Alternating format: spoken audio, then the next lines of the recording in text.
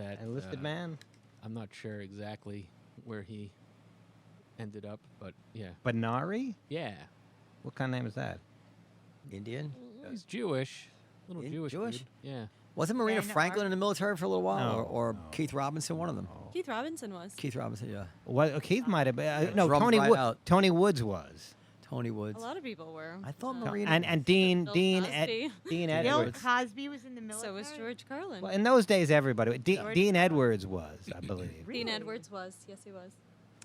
That's so interesting. Never met him? Oh, Benari. Yeah. I'm kidding. No? All right. Oh, his name is like Ben Ari. Ben Ari. Yeah. Ben Ari. He's I a call him crime. Benari. I didn't mean to pull up It looks like the he's Army still uniform. in. That's Yeah. it's a I think he pretty did current uniform he's wearing. ROTC and then so Is he American or from like Russia or something? No, he's from I think he's from the Boston area. That's how I knew him originally, yeah. And yep, there's that Red That's Sox. a weird name, Benari. Is there a space between the N and the A? Mm-mm. Oh, it is Benari. Benari Lee. That might help. You guys are good to start whenever. Yeah, we're ready to go. Right? Okay, so is it? Are we recording, Nicole? Yep. Okay, I'm gonna give an intro and then. So are you live switching the cameras and everything? I can if you want. Right now I have all four on one screen, but I can switch back and forth if you want. You're really. Have some fun with it. Come on. All right, cool. Let's do it. So we're ready. There's no way to see what you're doing up on the screen there. No, I can't pull it up. We're recording, you say? Yep. Okay, this is Live from the Table, the official podcast of New York's world-famous Comedy Cellar, coming at you on Sirius XM 99 Raw Dog and on the Laugh Button Podcast Network. This is Dan Naturman here with Noam Dworman, the owner of the world-famous Comedy Cellar, Periel Aschenbrand, our producer. We also have two guests today with us, Jon Fisch, a Hello. regular here at the Comedy Cellar. He has a new album that he just recorded called Hinged, as opposed to Unhinged. He's hinged. Yeah, And he's got it there it all is. together. He's got his shit Dandy. together. I wouldn't go that far. In any case, we also have with us, making her debut on the Comedy Cellar podcast, Linette Palladino. She's a comic, but not only that, she is a major in the U.S. Army with 3 deployments to her credit in support of Operations Iraqi Freedom, Enduring Freedom, and Inherent Resolve. Which one was that one? The most recent fight against ISIS. Gotcha. Okay. And she recently competed as one of 5 nationwide finalists in HBO's Latino stand-up, which Jon Fisch was rejected from, Once again. not being a Latino. Hello, everybody. Thank you for coming. I guess we'll start out talking about Afghanistan. First of all, today is the day, our first day, I guess, that we're not there. No, we- yesterday was. Well, we pulled out yesterday, so today's our first. No, we pulled out August 30th. Be that as it may, we're no We longer pulled there. it August 30th, but maybe it was is Afghanistan ahead of us, or was it August 31st? I in thought the Afghanistan? deadline was up. Whatever it is. We pulled out, but there was still some residual. The times. No, maybe it's August 31st, Afghanistan time. So what was reported is that the risks far outweighed the pros of staying even one day longer. There were increasing reports of another attack. We had gotten as many people out as we were going to get out. And nobody who was inside the airport was left behind, and so they took off. Lynette, what exactly did you do over there in Afghanistan? I went to Iraq twice and Kosovo. You just said she was in once. Iraq. Oh, she wasn't in Afghanistan at all. I did 3 deployments, twice to Iraq, once Oh, to okay. Kosovo. Gotcha. And what did you do in Iraq? She can't tell you. No, that. of course I can tell have you. to kill It's you. on my LinkedIn. It's not a big deal. I was an intel officer the second time. So I was an intel officer of a sustainment battalion. And then the first time, it was a very bizarre situation in that as a second lieutenant, I was deployed to force level. So in the grand scheme of the military, you start out in small platoons, companies, battalions, and then you work your way up from there. Force level is just a step underneath CENTCOM. Like, I was by far the youngest person or officer for miles. Like there were more colonels than there were any other rank, to be honest with you. It was crazy. So during that deployment, I started out in the Strategic Ops Center, and then I eventually ended up as the aide-de-camp to then 2-star General Stephen Hummer. He ultimately retired as a 3-star general. Wow. But he was the director of all operations in Iraq. But you study hand-to-hand combat in the military, right? We do. So you could take Dan and me at the same time, probably. You could totally kick the shit out of us. Oh, I've been working out. No, That doesn't matter. She knows how to use it. She knows she's got. Although got I do have skills. some shoulder issues, so I'm not doing any upper body work right now. What do you call it? Tennis shoulder? No. I don't know. It's just, the shoulder's a complex joint, so it's easy enough to injure. And both of my shoulders they feel like they're in not good shape. Is that what it's called? Tennis shoulder? No. No, it's tennis elbow. Frozen shoulder. Frozen. I had frozen shoulder. Frozen That's something else. This is just my shoulders kind of sore. Right. And when I soap up in the shower, it's hard for me to lift my arm to get the opposite pectoral muscle. I In like any how you case- only said 2 people. I think she could take the whole room. You were just like Dan and I. So how do you feel about Charles Wojcik, who's a friend of the shows and a friend of mine who was in Afghanistan, is also a comic and a veteran, posted something on Facebook where he said, "Any veterans need to talk, I'm here." This was after the announcement of the pullout. So apparently I guess veterans are feeling like they're hard hit by this. I guess they feel as though that they were sent there to do a job and they weren't allowed to do it.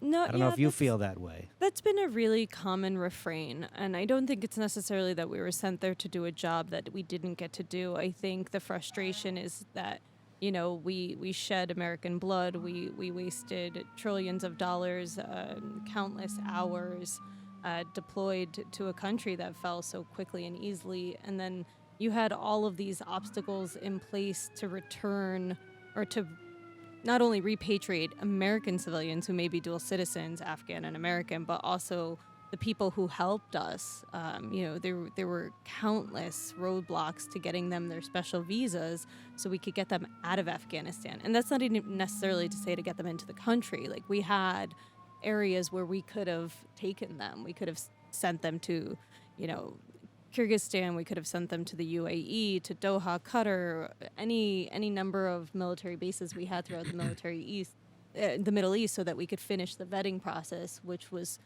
a huge complaint, that we couldn't just take all of these people and give them their special visas. We needed to vet them just in case. Noam, do you think we accomplished anything over there after 20 years? I mean, Biden had said that we were there to keep Afghanistan from being used as a base for Al Qaeda. Did we do that?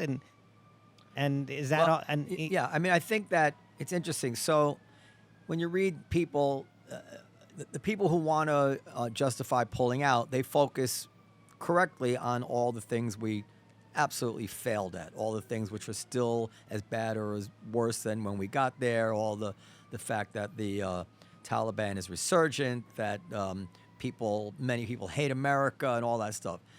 But then the people who don't feel that way point also with a lot of truth on their side to the tremendous progress that was made in Kabul, which apparently was a total agrarian marketplace, and now is a real metropolis with a population of 25 and under who's grown up, not an American style freedom, but drastically different than what they're facing now.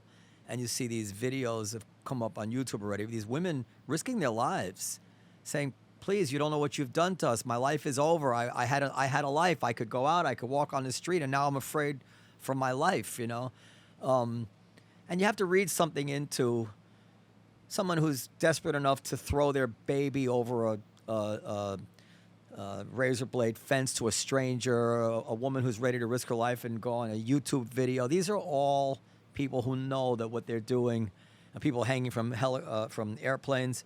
So, that kind of desperation speaks loudly to me. I'm kind of off the subject. So I think we accomplished a lot, and there's some things we failed at, but I don't see.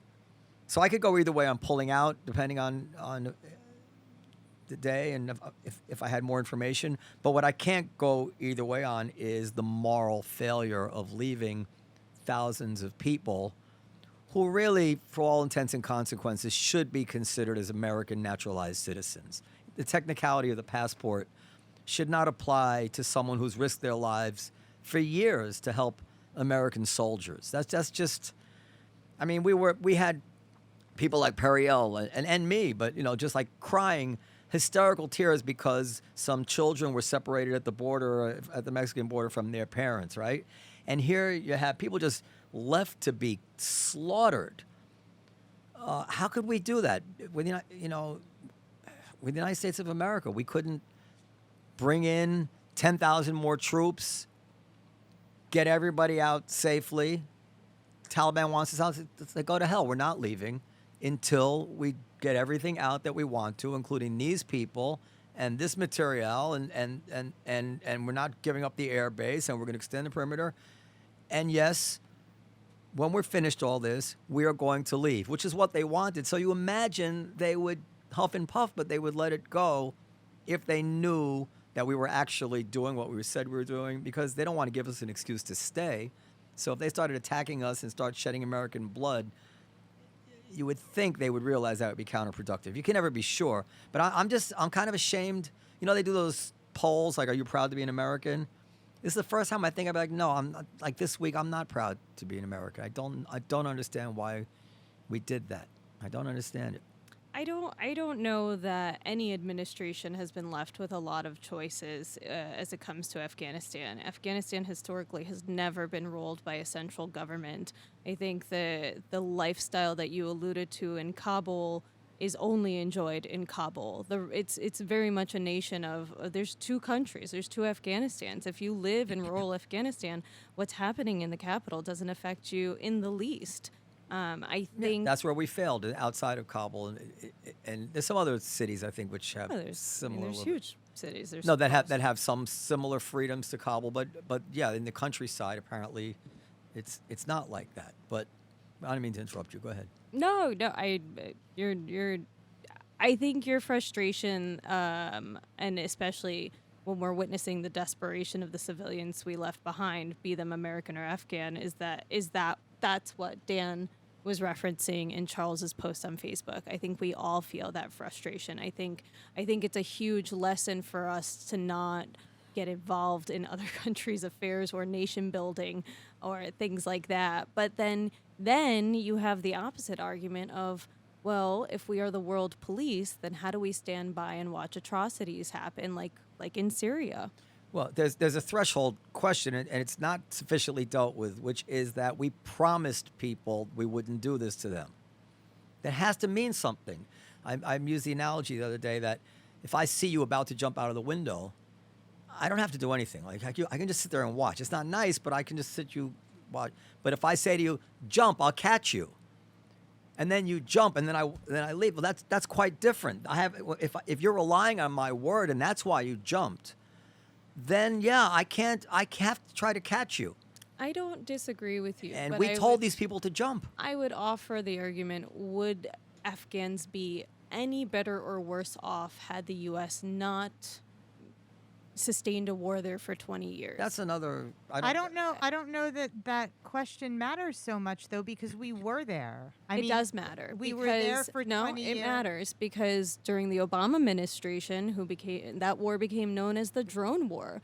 It doesn't matter in terms of the decision to cut and run without getting these people out. Whatever mistake, maybe we should have never made the promise, should have gone there. We could debate all those things, but the fact is that we had a moral responsibility to these people, and I even understand that some things sometimes you will just fail at a moral responsibility. If we started losing thousands and thousands of American troops, but the idea that we couldn't have done it, that we couldn't have just brought in whatever it took to do it and done it right and held our head up high and let it go down in history as an example of America doing the right thing. Agreed. As opposed to, how are you going to wait till the news reports start coming in of, mass exexecutions in a stadium. Oh, they're Kabul. coming. I don't know about... How can we live with ourselves? I have no doubts that that's eventually what will happen in Afghanistan for sure. There is, for all of their rhetoric today, the Taliban will 100% exact revenge on anybody who cooperated with coalition forces or Westerners or whatever the case may be. But I still think it's not entirely our fault. I think there were many countries with us. This was the first time that NATO responded universally to a situation, like as a group, as a collective. And it wasn't just NATO. We also had Australia in there. Australia's not a NATO member. I mean, there were so many Western countries involved in what's happening in Afghanistan that I don't think it's fair to entirely blame the U.S. I think what happened with leaving behind anybody who cooperated with us is a tragedy for sure. There's no doubt about that. But I think when you hear President Biden say things like, we gave them trillions of dollars of resources, we trained and equipped them for decades. Billions of dollars, yeah. We spent $2 trillion on No, the but we didn't Afghan get, war. it wasn't. We spent a lot of that with salaries and things and weapons that we would have bought Right, anyway. we But paid we the also Afghan take away- army salary. Like, Didn't we also take away all of the things that they were trained with? Like Yeah, a we lot took of all the the weapons? all the we took logistical some support. contractors away. We took logistical support in the form of contractors. But look, But I want to make a point about the other countries. The other countries were there in support of America. This was our deal. We were attacked in 9/11, Totally. and we well, they're NATO members. and we, it They was would it was- expect us to respond in the same way. It was the first time that NATO had ever been used, I think, to and there was a maybe more than a token force, especially from England, but for the most part, this was the rest of the world, being an ally. They wouldn't have gone into Afghanistan if America hadn't wanted to go into Afghanistan, and I don't think we have to really. I don't think it's fair to consider the other countries. We're so much more powerful than they are, let alone how much more powerful we are than this ragtag bunch of Taliban. How can we get chased out in such a way? Fine, we want to leave. I get it. I can say, okay, we should leave. How can we get chased out with our tail between our legs? This is crazy. And it sends a very dangerous message to the rest of the world, doesn't it? I don't disagree in that the message that's being sent right now to our other adversaries like Russia and China is one that we are not committed to a long, protracted war, and we won't get involved when Russia threatens friendlies. We won't get involved when China threatens friendlies. And you've seen that, not just since what happened I recently. thought Friendlies was out of business. But you've seen that since in 2011 when we were fighting in everything was going down in Syria. You saw Obama draw all of these red lines in the sand, and then the line kept moving and moving and moving. So it's no coincidence that a few years later, Russia goes and invades the Crimea. I mean, we were spread so far throughout the world. How are we going to defend the Ukraine and the Crimea? And we have been. Yeah, we can't go We've been there. But we can't go to war with Russia. Oh, right, But we but can go to war with the Taliban. But there's something else, too. They say there's this over-the-horizon terrorist capability, blah, blah, blah. But again, this is where people pick and choose because what But that over-the-horizon terrorist capability, by the way, is more focused on fighting and making sure Al-Qaeda and making Right, sure right. they don't develop another that's what I'm safe haven in Afghanistan. So that's what I'm going to refer to. So one of the things that's come out from all this that people are rightly outraged about is just how bullshit the military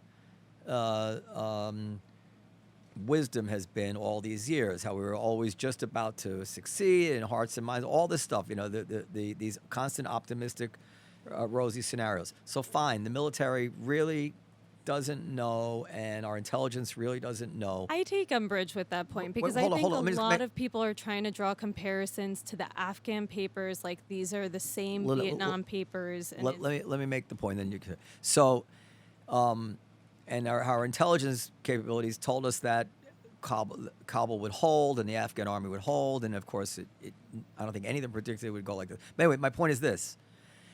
After all that, we're still supposed to believe that they know what they're talking about when they tell us we can prevent it from becoming a safe haven with this over-the-horizon capability to thwart terrorists, even though Qatar or whatever is 1,000 miles away. I don't believe it at all.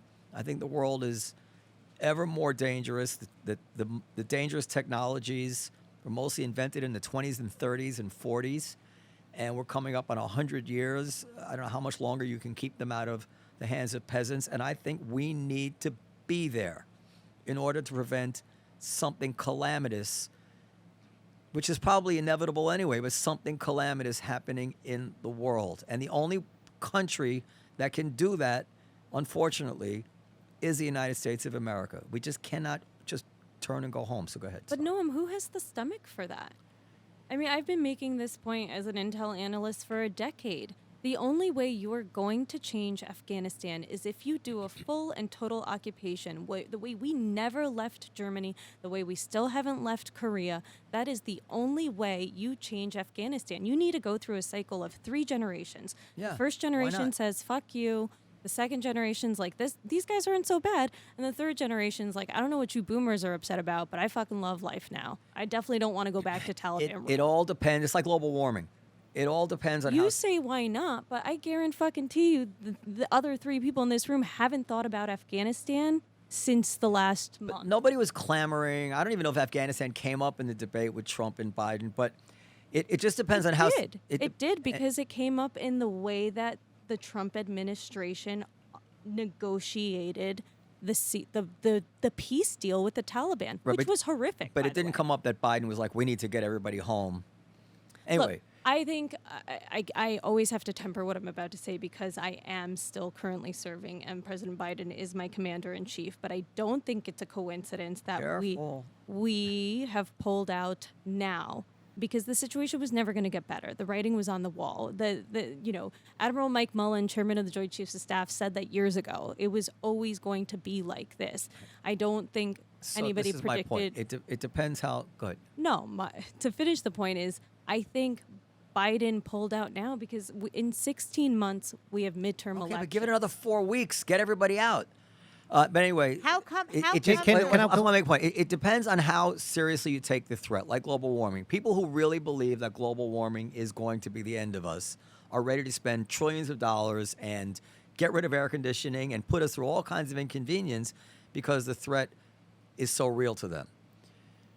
In the 60s, we were ready to go to war to prevent missiles in Cuba, which was probably less threatening than missiles, nuclear weapons in Iran.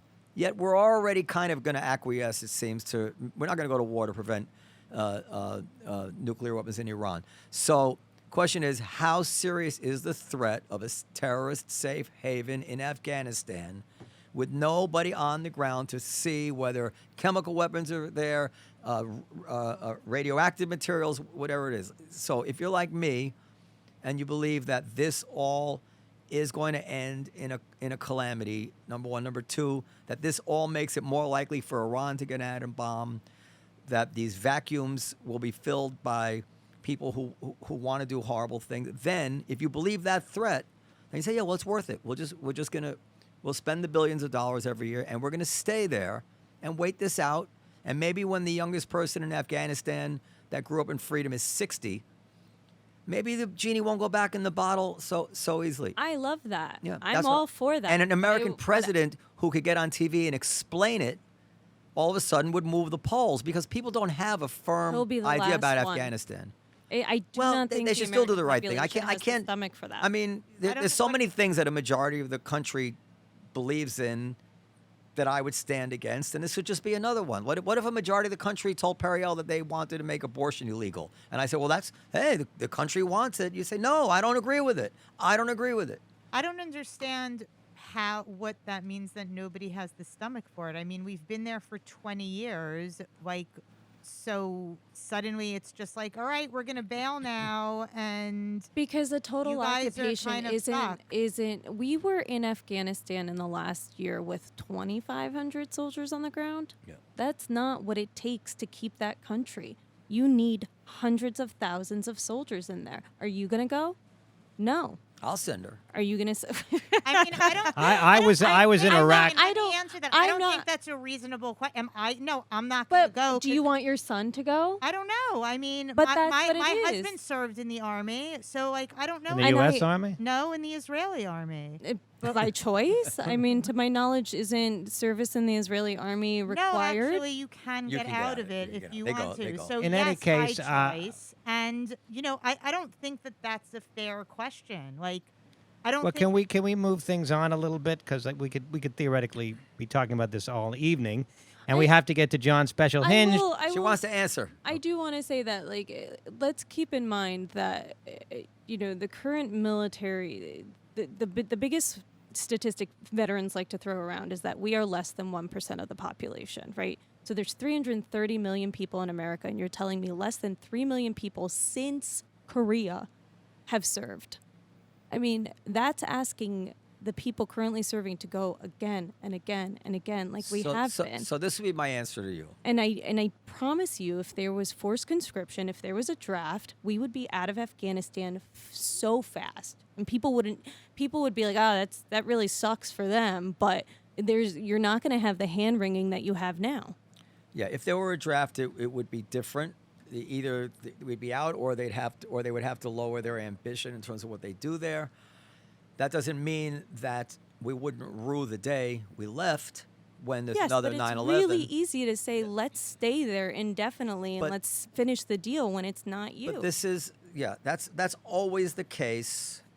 That's just always the case. When you start getting to the question of, what's worth dying for, and if you have a healthy dose of atheism like Dan and I do, you say nothing's worth dying for. It's not worth dying for. It's even just my time. Right, but let me say that people who volunteer for the military sign up to do what the commanders in good faith think is necessary for the security of the country. Of course. And if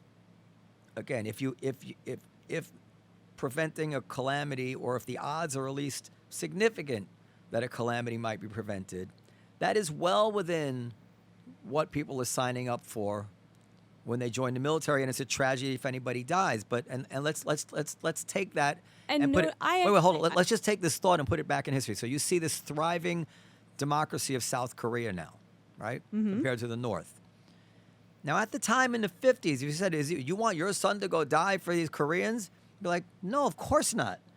But looking back on it now, do we think it was a waste to lose any American lives? So when we see the result in the world, the tremendous good that we see in Korea and what that means for world security, it's not just Korea, I think you'd have to say, well, people died, but it was, they did something good. It was not, they didn't die in vain. They died. Now, people in Afghanistan now are pulling out. They may have really died in vain. I don't disagree with you there. I actually think the aversion to loss of life in these wars is what has also contributed to our inability to really affect change.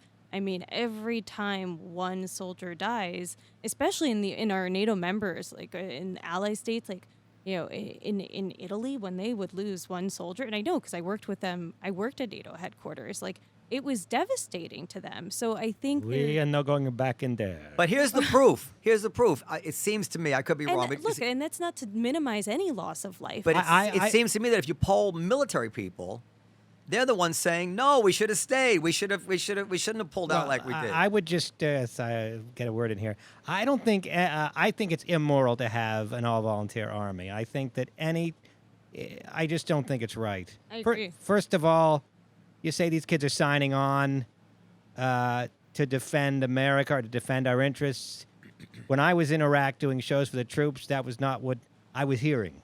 What I was hearing is I signed up. Well, one guy told me he wanted to be a police officer, but there were no openings, so he didn't have anything else to do. He signed up for the military. One person just said he was looking for adventure.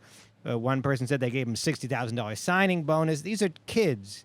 Yeah, so true. And but that's the job. I don't think a decent moral society sends kids. Well, maybe they send kids because they have to. I mean, but I don't think a decent moral society makes it about the poorer kids wind up going. That is true. And I agree with you. I think everybody should go if there's a job to be done.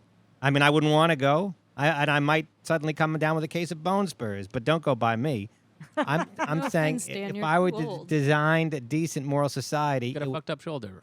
have my shoulder. Well, there's two issues there, Dan. One is that you're on pretty strong ground, is that everybody should shoulder the burden equally, especially when it comes to risking your life, and that privileged people shouldn't be able to avoid it, while the rubes, the Trump voters that everybody looks down their nose at, all send their kids to fight in the army. But having said that, there's a practical question which I'm less convinced of, which is, would we make more or less correct decisions if we had the political consideration of the draft as an additional counterweight? Because just because a lot of privileged parents wouldn't tolerate their kids going off to the army doesn't mean that we might then end up not intervening someplace that was necessary to intervene and then really regret it someday. So it gives, I mean, you understand what I'm saying? It gives. Yeah, it gives there's two questions. I mean, one is, will we make better decisions with a conscription,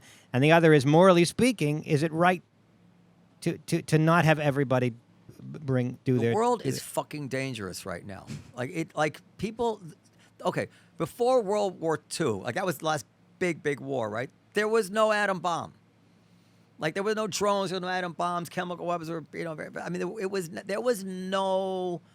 What could happen in the world, like could happen now? It's so dangerous now. By the way, you're already seeing like truckloads of weapons being sent over to Iran. Jon Fisch, what would it take? Do you ever do the Afghanistan or Iraq shows? No, He's a pussy. Are you crazy? I wouldn't even do that. Well, I'm a pussy, but I did it in 2008, and I was this guy, not Andrew Kennedy. I forgot his first name. Do you remember that guy? Linette. He was a guy. He used to go to Iraq literally every month with a new group of comics. You probably weren't there in 2008. I was Avi in Lieberman? Iraq in 2009. Okay. No, this guy, I forgot his first name. He was a comic. Every month he would bring another group of comics to do shows in Iraq. So She's not old enough to remember that. she was in 2009. I was in Iraq in 2009. But he asked me to do it. I didn't really want to do it. At the same time, I felt, I mean, my God, it's such a minor thing. I'm risking really nothing at all. And do I have I had to say yes. But also I thought it might be interesting. It was an interesting thing to talk about. But so I ended up going, and I've never been asked. and maybe they. I've never been asked. And I'm not sure, by the way, that I did any good, because the troops didn't necessarily love my act. And the war didn't go well.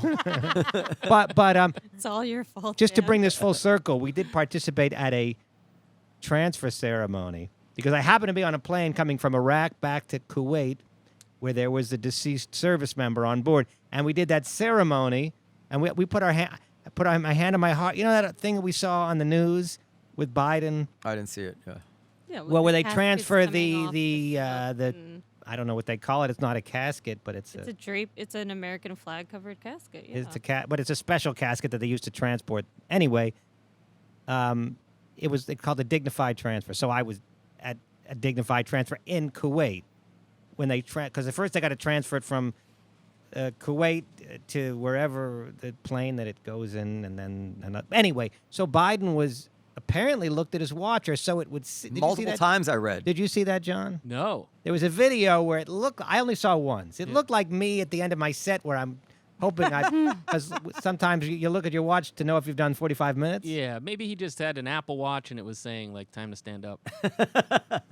So it just he suddenly. I glanced at his watch whilst they were transferring the soldier from the plane into the vehicle. I'm going to give him a pass on that. I'm sure he didn't mean it. It's habit, awkwardness.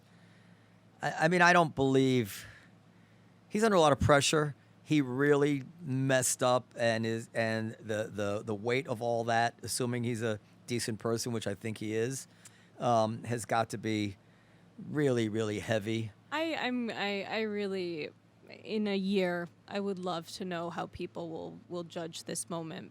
And I think everything up to this point has been calculated. When I was in Iraq when President Trump was elected, and his biggest campaign, constant, was that we're going to bring all the troops back. It was America first. He did not start negotiations with the Taliban until the spring of 2020. He used that as this huge diplomatic foreign policy achievement, and also avoided what Biden is now having to go through by not doing it But during Linette, his term. to believe what you're saying, one would have to believe the following: that when if Biden had proposed pulling out of Iraq on August 31st, and everybody at the round table said To be clear, the deal that was negotiated with the Taliban without the Afghan government was to be out of Afghanistan by May 1st. Yes, but they extended, but it's at our option. So anyway, if Biden said, I want to be out by August 31st, and they said, Mr. President, this is what will happen if we pull out August 31st. Kabul will fall in days. We'll leave thousands of people behind. We won't even get all the Americans out. We'll leave $20 billion worth of military material, including helicopters, 100,000 rifles for the Taliban. We'll leave all that, and we will lose 11 Marines. And let's just list it all out what happened. There is no way he would say, yep, I want to do it anyway. It's insane. No way. It's just It's insane. obviously a mistake. Now, doesn't to say that the American people will forget about it and be happy that we're out, you might be right. But if there's, like I said, if there's mass executions and all that stuff, everybody's going to say, I think fair-minded people will say, well, I'm happy we're out, but boy, did he fuck up the way he did it. We did not. That was it. It was not a binary choice between staying in forever and getting out with their tail between our legs. That was not the choice.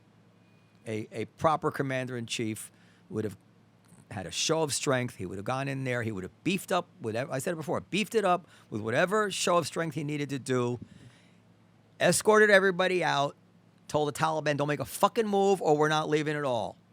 Take everything we need out, every civilian, everything, every last piece of armor or whatever it is, and you turn out the lights on the way out and you say goodbye to Afghanistan. That's the way it's common sense. It's common sense. And Biden thought that's what he was doing because he said, we're sure that the Afghan army will hold. That's exactly what he thought he was doing. But they didn't hold. So he blew it. Now, maybe it's not his fault. You know, who knows what assurances he got. But in the end, it's got a way. I wasn't criticizing him when this started. I was saying I feel bad for him. People make mistakes. Lincoln had terrible setbacks in the Civil War. You know, I mean, Churchill made terrible mistakes, right? We had some famous shellacking that Churchill took, I think, in the First World War or something. There's stories of great leaders making mistakes, but it's got to weigh him down big time. So we looked at his watch. You know, I don't know. The humanitarian side, yes. The equipment, I could give a shit about. It's already outdated. But they can use that It's equipment. been updated. For what? To do what? What are they going to do with it? To kill people. To kill whom? The people we've already abandoned? What? Yeah, to kill. That's for right. To kill people starters. with First of all, they need to know how to use it. A lot of it has already been disabled. But they could use the helicopters for tours. They cannot use the helicopters have been disabled. I mean, just for like sightseeing. Have they been disabled? Because Yes. I heard some speculation. Yes, and in fact, the Taliban has been trying to get Afghan security forces, particularly pilots, to come back to work. Yeah, okay, but yes. What about giving those to the Chinese or something to reverse engineer? That's not an issue.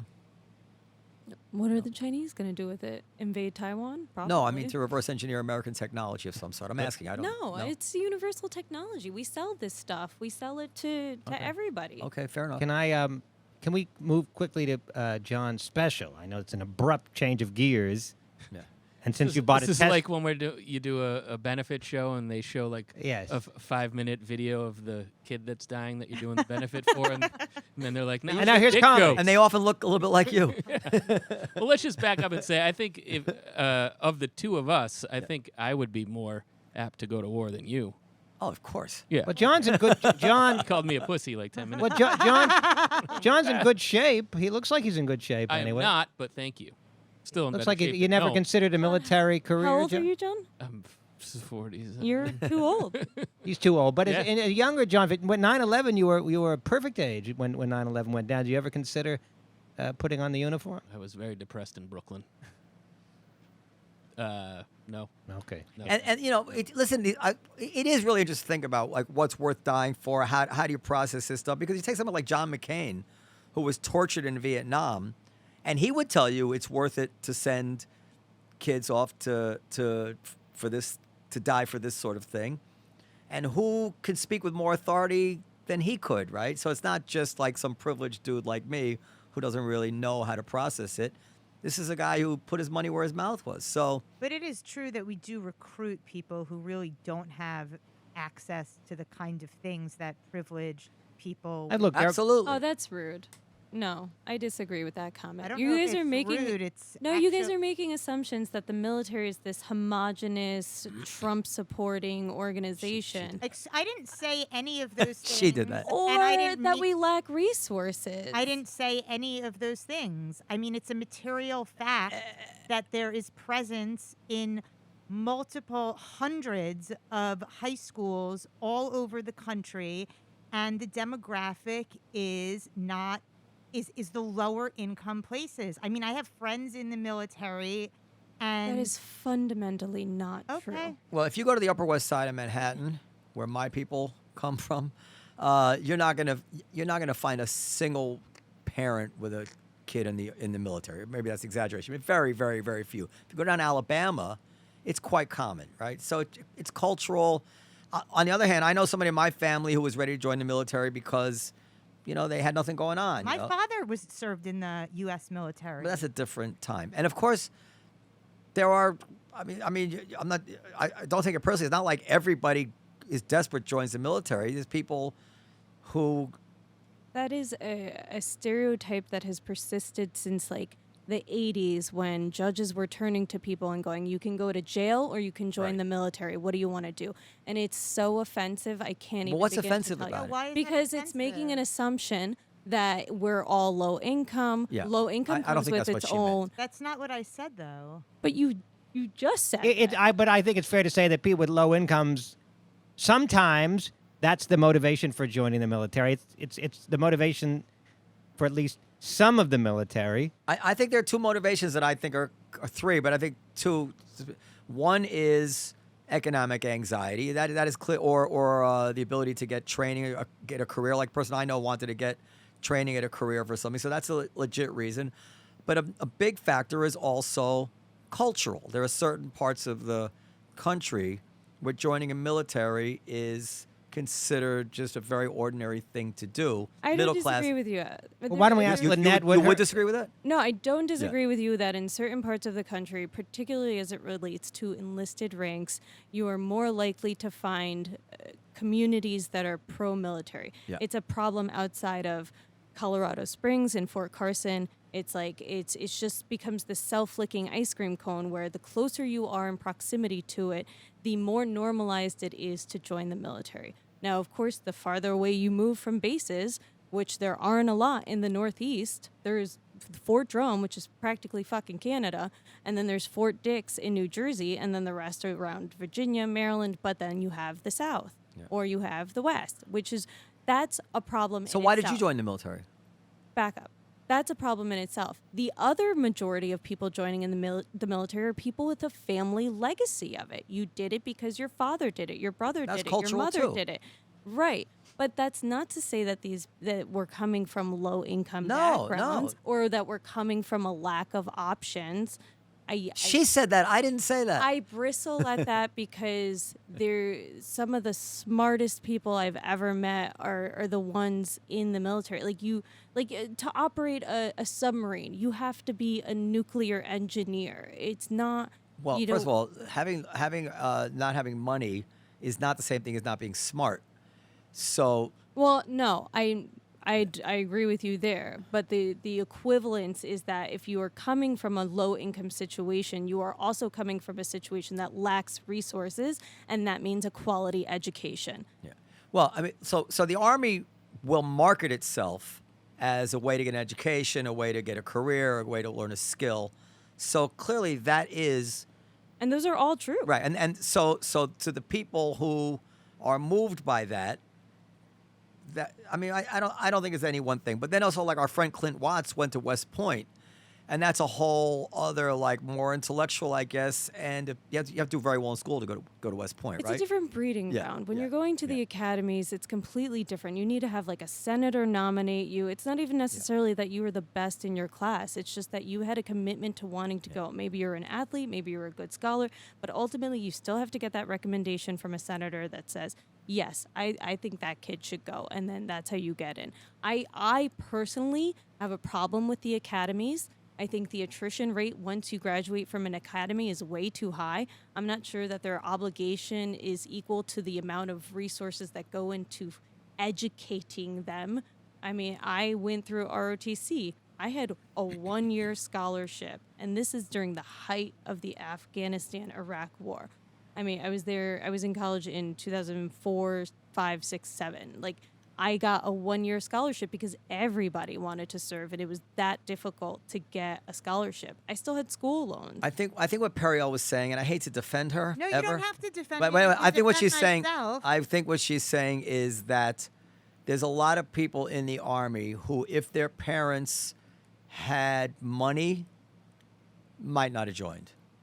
Like that's all. Like, and if not, I mean, that's I not just all of them, looked but this up to make sure that like I didn't just like pull this out of the she- sky. I mean, no, I mean you're not gonna there bring are- facts into this. I am gonna. I mean, there are like just New York Times. The military targets youth recruitment, especially at poor schools. The military views poor kids as fodder for its forever wars. I mean, I'm not making Right, this but what up. percentage of the overall military is that? Well, I don't know, but Yeah, I'll that's look it what she up. I said. mean, this Well- is something that like I didn't just. I mean, I'm not like saying something like rude against the military. It's okay, I mean, she's- don't Can- do can we- that. Don't know. I'm That's teasing Okay, you. Noam, can we get to your Seriously. question Yeah. quickly and then get to John's John special? special. But firstly, what was your trajectory that what led you to a career in the military? I was always going to join. I should have joined right out of high school. I should have joined at 16 when my parents could sign me away for basic training.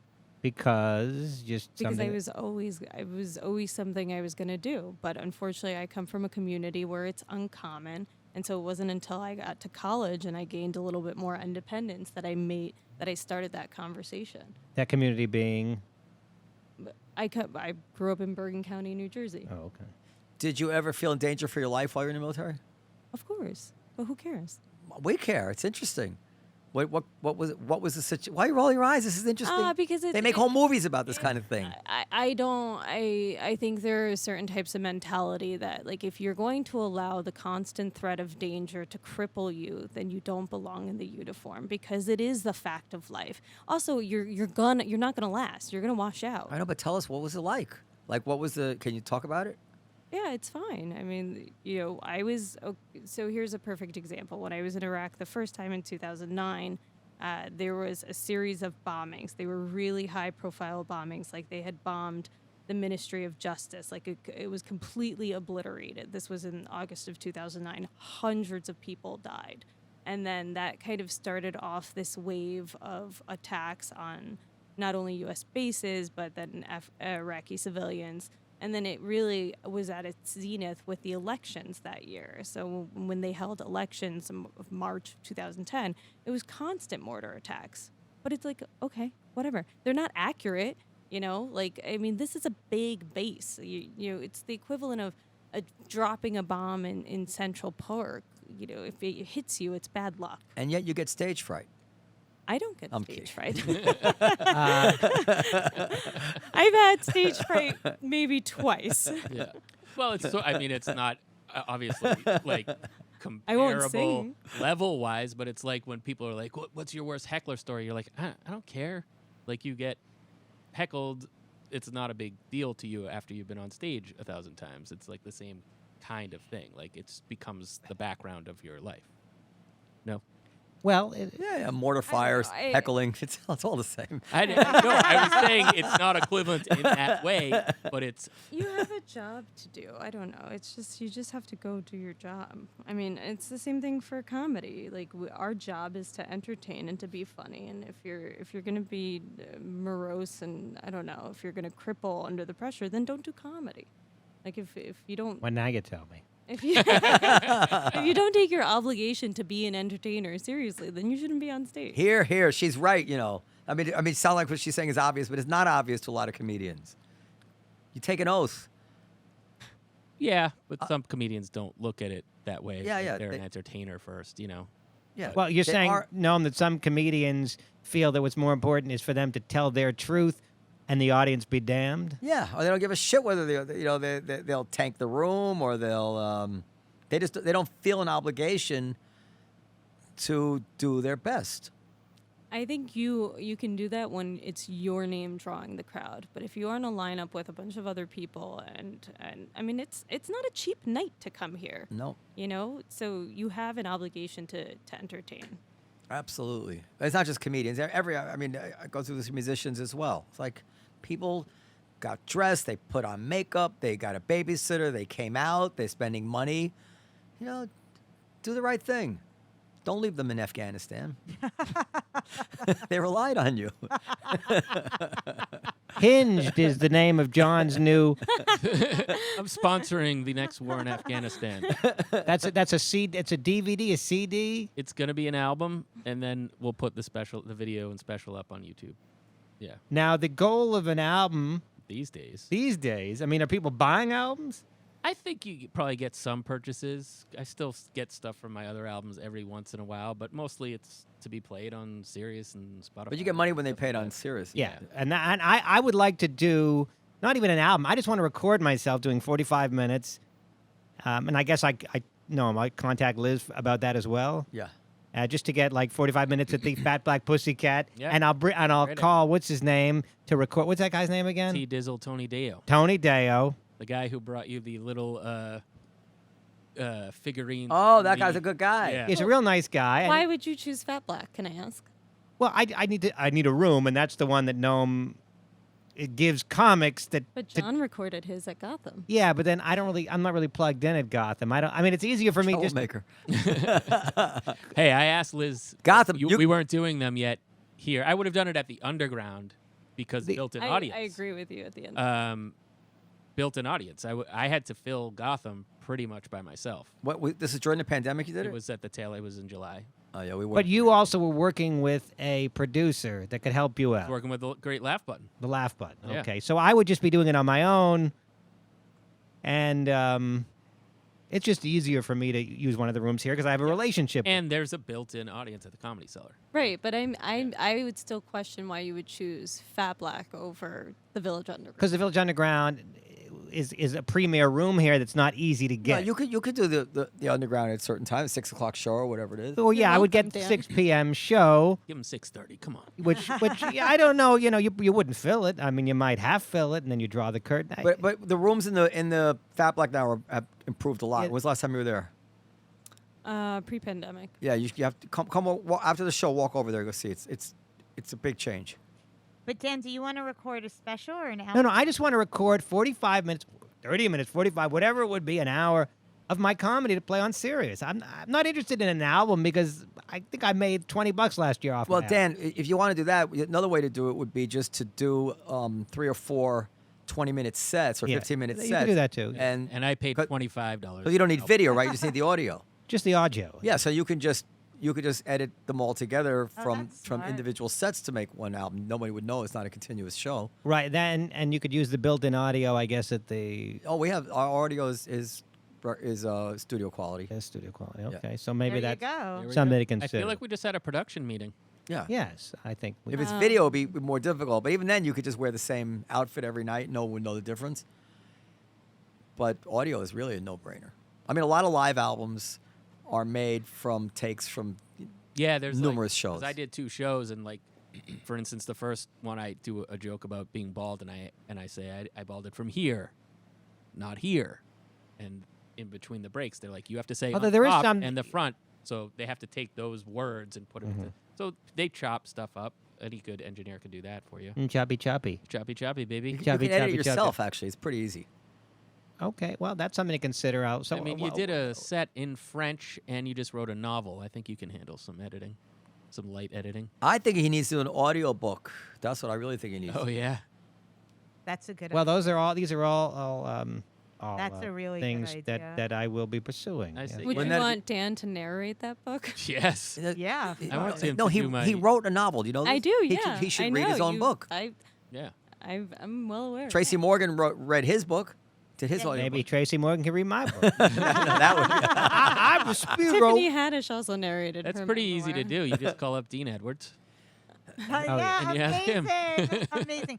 Wait, can That's you, funny. John, tell me what you started to tell me about Seinfeld and your Oh, album? that's I think is interesting because that's my album recording was on a Wednesday, and on Monday morning, Chris Mazzilli, the owner of Gotham, called to ask me if Seinfeld could do a set before the album taping. Oh my god. And you were like, no. No. Well, here's the thing, because I had comics call me when they found out angry about that, Why?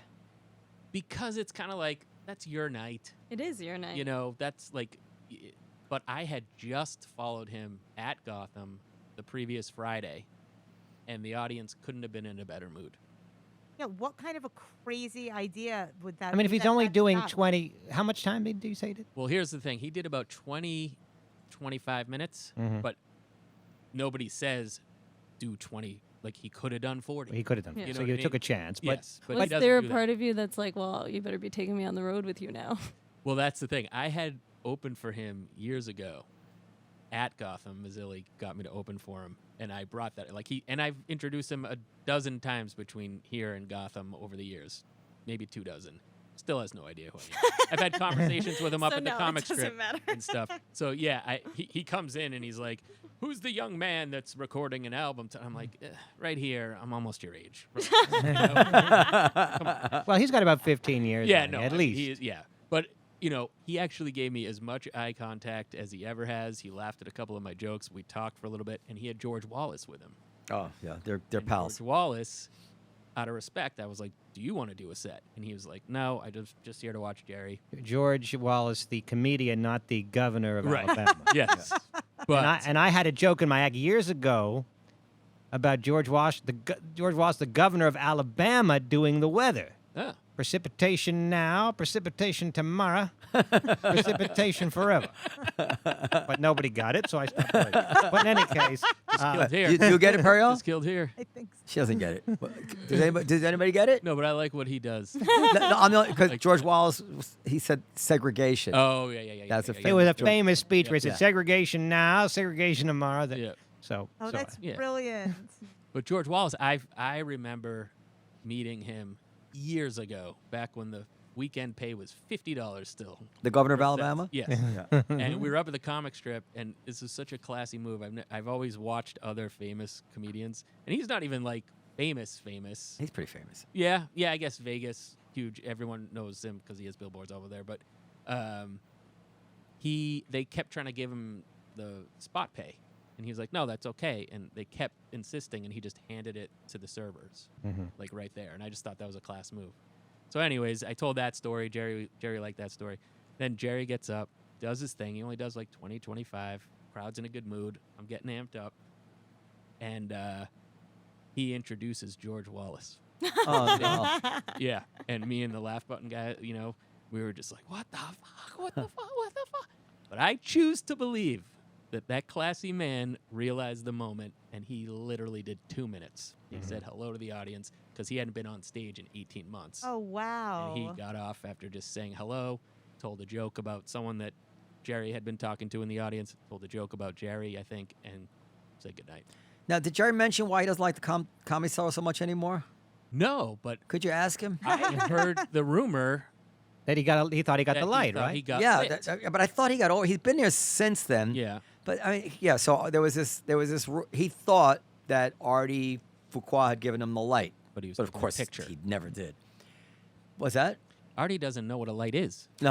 Artie's emceeing. Someone was taking a picture, right? No. So, well, we don't know what it was, Okay. but so Tom Papa called him the next day. Said, okay, well, we can settle this. Where did you see the light come from? And he said, straight across from the stage. In the underground or in the main room? In the main regular Comedy Cellar, before the underground. Straight across from the stage. And Tom's, well, no, the lights is in the hall. Yeah. Yeah. You know that. So you would think that would have settled the matter. yeah. Never mind that we would never give him the light anyway. Yeah. But you're right. It seems like he never was the same after that. Yeah. He And that is human literally- nature in a way, right? I don't, Like even like when my wife gets furious with me, even if she finds out she was wrong about it, she'll still carried around with her like she was right. She's rarely Yeah, but wrong. doesn't he want to not Well, believe that happened? I don't know, but he had a bad experience. Okay. It's visceral.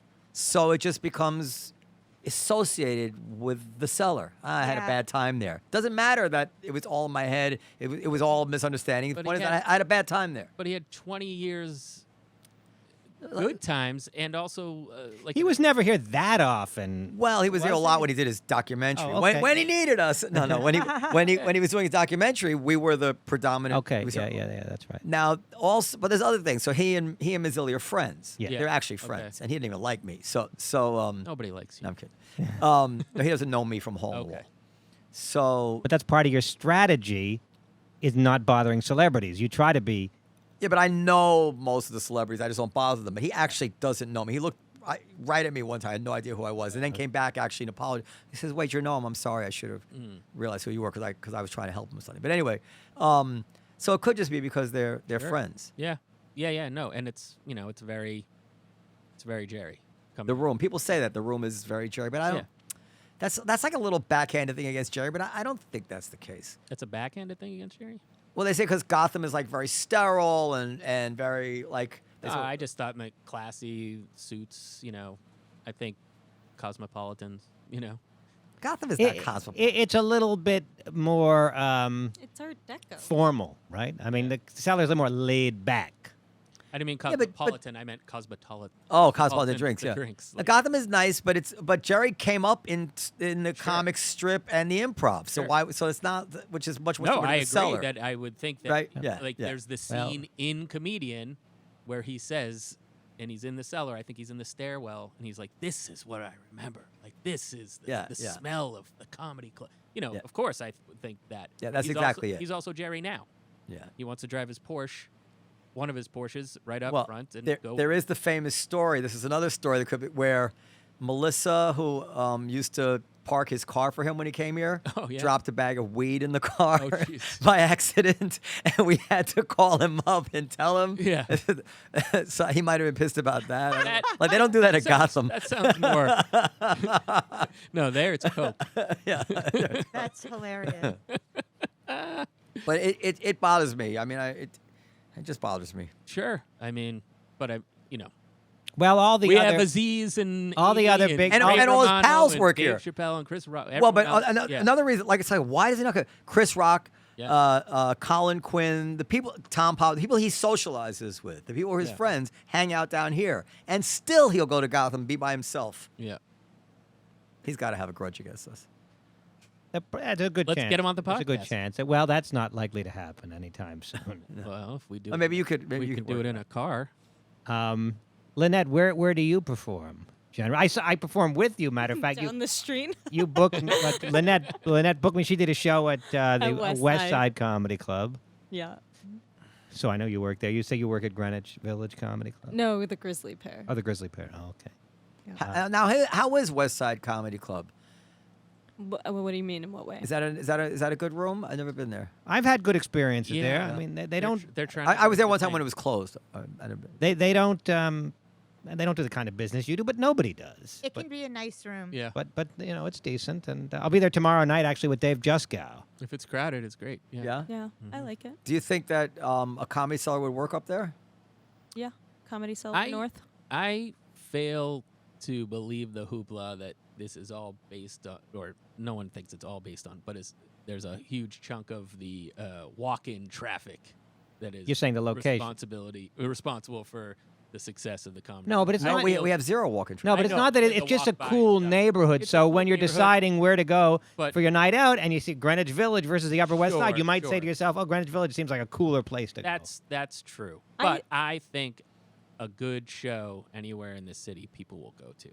Yes, I think it's 100% lineup dependent. If you have a great lineup, people are gonna go. I mean, look at the stand. The stand's not in a heavily In no like, man's land. Yeah. yeah, Still traffic downtown. area. It's still downtown. I apologize. Is that a sore subject? Well, the thing is, the reason I never thought about opening a club, I think every club should be within like 2 square blocks of here because the comedians then can hop around from club to club. Sending people uptown, nobody Yeah. would drop in. So I do think it's harder to fill a room uptown than it is to fill a room downtown.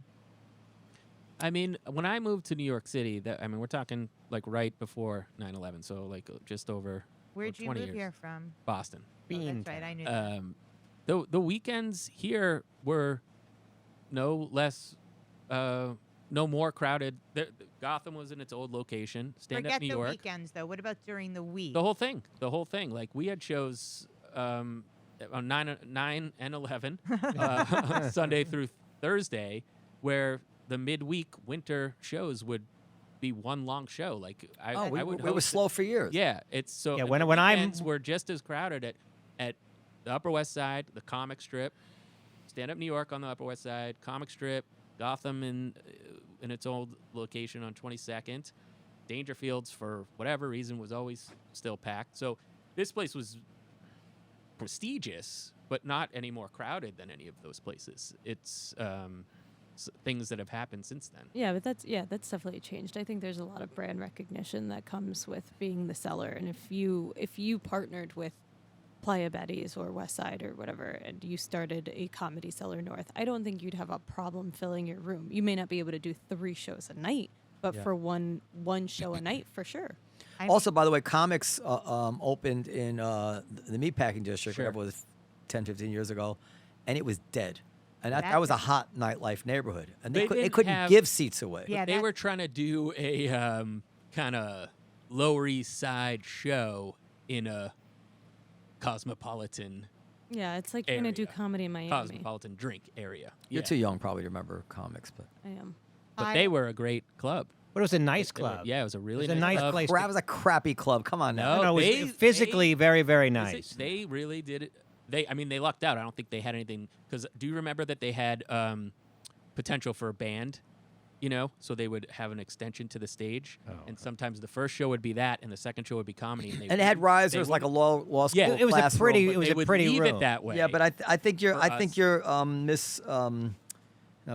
don't think we have the same idea of what a good comedy room looks like. Okay. It was a nice, clean, modern-looking room. Yes. Which is not a good. It's not warm. It's not fun. It's not a good environment for But comedy. they somehow were able to make it intimate, even though it was a larger room. I know, but which I they lost appreciated. millions. Oh yeah. Well, they also had huge overhead. The Stan's main room isn't warm. Yeah, I'm not a fan of them.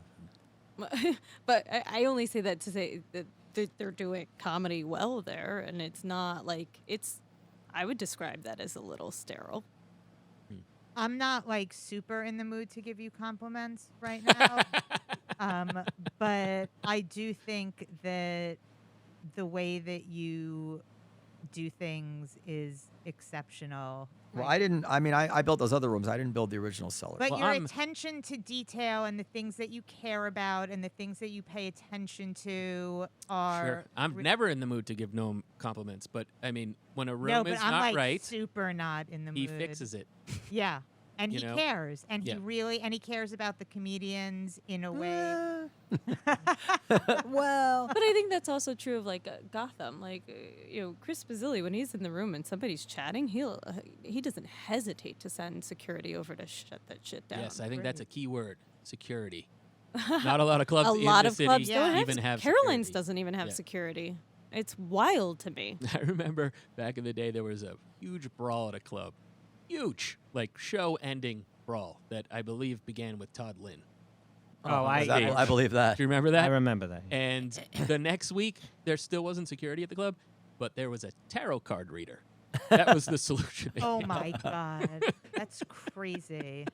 But Listen, why if- do you think like having just for the accommodation of comics being able to run around and do spots, that having a single club on the Upper West Side would be a problem? Like what would be the impediment? Because I don't want one room to be a stepchild, and I think that part of the reason that all the rooms here do well is because all the A-list and B-plus list and top, they play all the rooms. That's not true. Michael I was- Che, what? That's not necessarily true. There are comics that don't that do not want to play the Fat Black locations. Well, okay, but Chappelle's done the Fat Black. Michael Che does the Fat Black. Chris Rock is. I mean, I don't know if Chris has done it, but almost Ray Romano did. Almost everybody's done it. If it's not 100% the same frequency, it's not as if like Che's been doing it a bunch, you know. So Amy Schumer has done the Fat Black a lot. Like it's not a stepchild. But if I had a room uptown, they would never go in there. I don't think You would never see. Well, the analogy is Vegas. You have another room in Vegas, and it doesn't have the kind of star power that we're talking about. And we get some drop-ins even in Vegas because at least they're in town. I think Vegas is more likely to get drop-ins than the Upper West Side. Why? And There are also a lot the- of people who live. Sorry, there are a lot of people who live up there. That's what I was going to say. I was gonna- But there is also at this point in time, the advantage of taking one subway ride here and being able to do Yeah. as many sets as you want if you are. But West that Side stature. in particular is literally 3 blocks from the 123. I mean, you can get back and forth in 15 minutes. Yeah, I think he's talking about like the people like, I could be wrong, but like Ray Romano or something coming into town, wanting to reminisce, eat the wings, have his Yeah, kids you're not stay going to have the upside. Yeah. atmosphere, right? There's no table there. Or just but- that, and then he can go and then once if he's he needs to do here, 4 shows, he he- can do he can do 2 them at all the here. underground, Yeah. 2 at the cellar, and not leave a block. That's, Yeah, no. That's Also, I would never go there, and that scares me too. well, that would be great. Yeah, but I mean, like, I just know, like, I would never trek up there. I would, and I wouldn't have any way of knowing what's going on there. Why would you never go there? Just because you'd be here?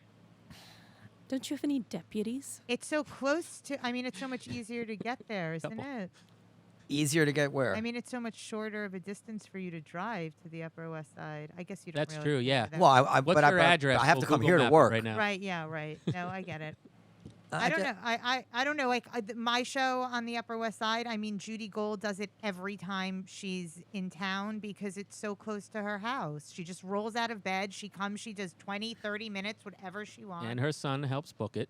Well, he's my partner. It's a for little it. technicality, and by the way, her son is the booker, Well, I mean, that, so she might come even if it wasn't closer. no, I mean, no, I don't think she would. I mean, that Henry's my partner for Yeah. it is sure, like whatever. But it's easy for Yeah, her. no, that's I would true. like to open another room right across the street, like at that store right before the Chloe that's closed. There's like Okay. used to be like a shawarma place, but it could hold like 100 people. What about the Mickey D's right near the? I mean, is that? It's not available. I tried to get it. It was already sold. Or maybe even maybe someday Al Martin will sell me his New York Comedy Club, or maybe the Grizzly Pear wants to sell. Do you know the owner there? Of course I know the owners. There's 2. Ask them if they want to sell. Well, what about the place that you were talking with down the street? I can't process this. You would want to have 4 rooms within a 1.5 block radius. Yeah. Yeah, why Yeah. not? Well, you could still. Let's back up to the 2 fat black rooms. You could still kind of hear the rooms. No, but we put in doors now. You've seen? I have. It's definitely And, helpful. and we put and today we put in more plastic between the pass through. Oh, You can barely, if you can hear anything, you Great. can barely hear anything now. Great. Yeah, it's much better. Yeah, it's much better. Cool. But there's no concern for you that you might be watering down your brand or the quality of the shows or... Yeah, I am concerned about that. That's why, well, we haven't watered down the shows. That's what I'm worried about opening up uptown. No, as a matter of fact, the shows have only gotten stronger. The more spots we can give out in a night, the stronger our shows become and the less anybody wants to work anywhere else. Correct? I think there's definitely That some makes merit to logical that. sense. Yeah, if it they can makes come logical down here sense. and stay down here, Yeah. then You're like, Yeah. they're Hang out here, do less- 3-4 spots. Like, well, why? they're not going to put in up at the other clubs. Right. And sound by like the way, we always have an Apple audience. Comedy, by the There's way. an audience. The thing that is good about that is, whereas back in the day, you would try to, have your spots throughout the city and have to take cabs and stuff like that. If you're late for a show and you have 4 shows in the Comedy Cellar block, it's in-house. So it's like, it's taken care of. So like the next person goes on instead of you and you go after that person. So as opposed to like pissing off an entire other club by being late. So in that respect, it's a lot easier. Well, if the Comedy Cellar show runs late, Yeah. you don't have to then explain to the comic strip why you're not going to be there on Exactly. time. You just say, "You guys ran late. It's Yes. your fault," and so they, Yes. they'll arrange it for the next show. Yes. As a host, that's a little harder because I primarily host here. So if shit gets late here, I still have to go elsewhere to do a set. I don't have that liberty to be like, sorry. Liberty, liberty, He's always liberty. complaining. He's always complaining. Well, he's a Always troublemaker. fetching. I think that was my first sketch. I think I was very positive. I'm kidding. Anything else, or should we put a bow on Let's it? call Seinfeld. We should call him. Yeah. I gotta figure out what's up with that guy. I'll talk to him. Yeah. I mean, I know he won't go to stand up New York anymore. I think they made up. Couldn't possibly. I'm telling you. don't think I so. think they made up because I think George smoothed it over. George who? I mean, the same George you guys have been talking George about Wallace. for the past Wallace? Oh, George 45 Wallace, minutes. okay. George Washington. Well, why would we think George Wallace would be talking to Stand Up New York?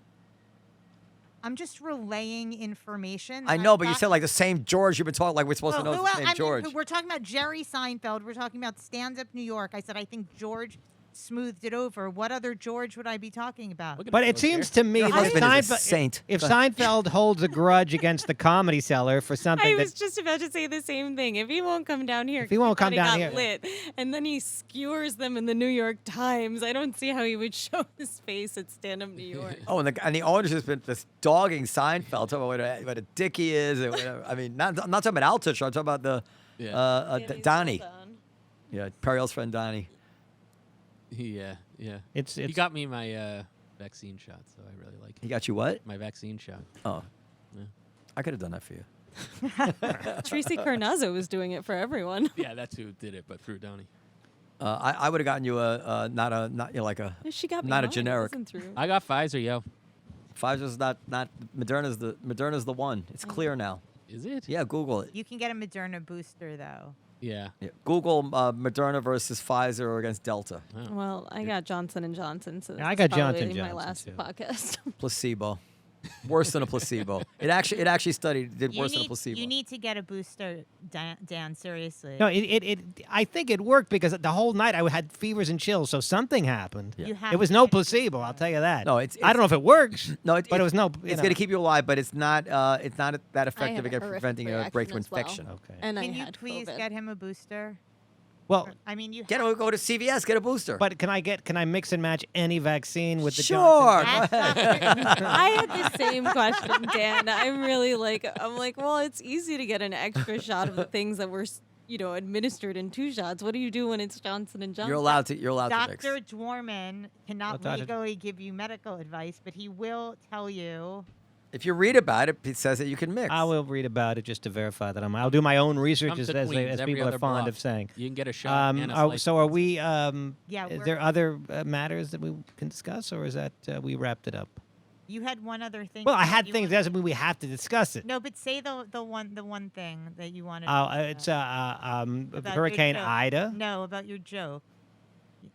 Oh, well, we could talk about that anytime. Oh, That's by not the that's way, not you- time you- sensitive. You did the George Washington joke at my show. Yeah, because I changed it.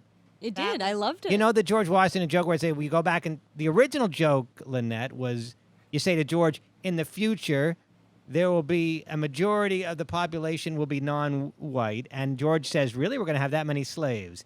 That got a lot of groans. groans and looks because the word slave coming out of my mouth, people didn't like it. So I changed it. I don't think it's as good, by the way, but I changed it to, so you go back in time, you say to George Washington, a majority of the population will be non-white, and George says, well, thank God they can't vote. That's the new version. Oh yeah, that's more acceptable. And that's acceptable, and it got big laughs. So, Yeah, so I like that. But you also said you also added. then I something added about where the he- president. yeah, I had that anyway, where he says, oh, no, in the future we're all equal. In fact, our 44th president, maybe you better sit down. But, so that was, but I told, that was a part of the original version. Yeah, But yeah. by the time I got to that, they were already so horrified that I said slaves. They didn't laugh at it because now in their heads they're like, no, this is no good. But you By said the no way, good. can I tell you something up for you're a parent. So, this is the best N95 mask. This is hospital grade, right? And this covers you really like, it's not like a surgical mask, not like yours. You can breathe around. This pulls from the back of your head. Sounds very doesn't hurt your uncomfortable. ears. Doesn't But hurt any- your ears. So but it's big, right? And so I was thinking today, I was walking around. I said, they must make another version of this. What about small people, small nurses, small doctors? They you know? are. They're sized. They make an 1860S, small. I just bought a box on Amazon. It's coming for $300. 120 of them. Yeah, they're you're not. That's why they say you're not supposed to wear those unless they're sized for your face. Because if you wear the wrong size, they don't work. As opposed to that, which is not sized to your face at all. So anyway, the point is this. Yes. I think it might work for kids.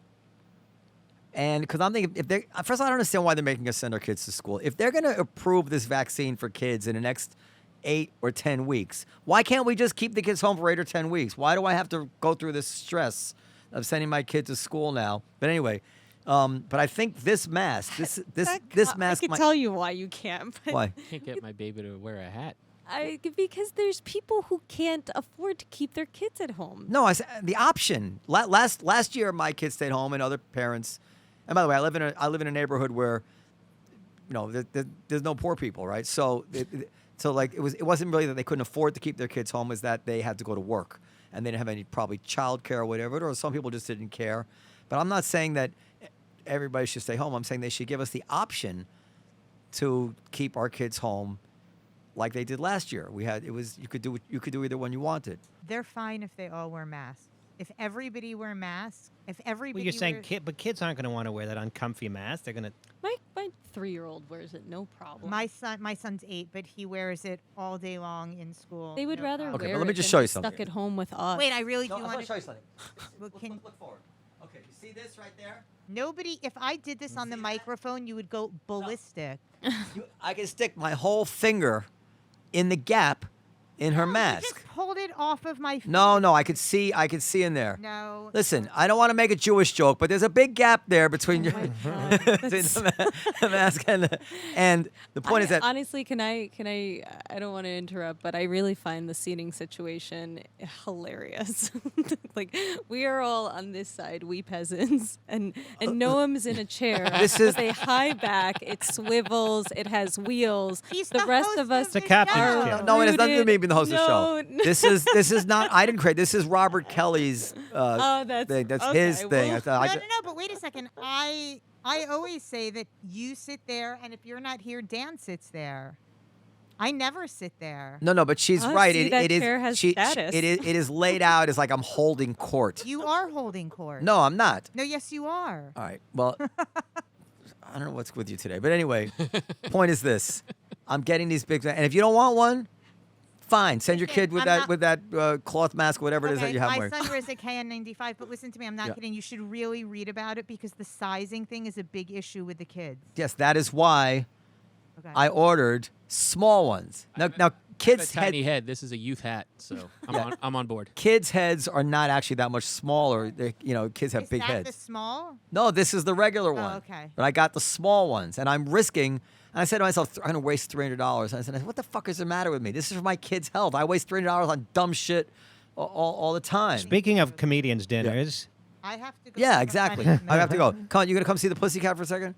I need. sounded weird. all right. I need That to is- approve. Have you Well- seen this as we fix it? No, but come I see. have to put money in the meter, and then I'll. I have. Oh, you parking the meter? Okay. Oh, I Okay, thank you, everybody. Thank you, Linette Palladino, Jon Fisch, Periel Aschenbrand. This is Dan Naturman signing off. Until next time, bye-bye. Danny boy. Danny boy, the pipes. Wait, I have to pee. No, let me go first. Why you always go first.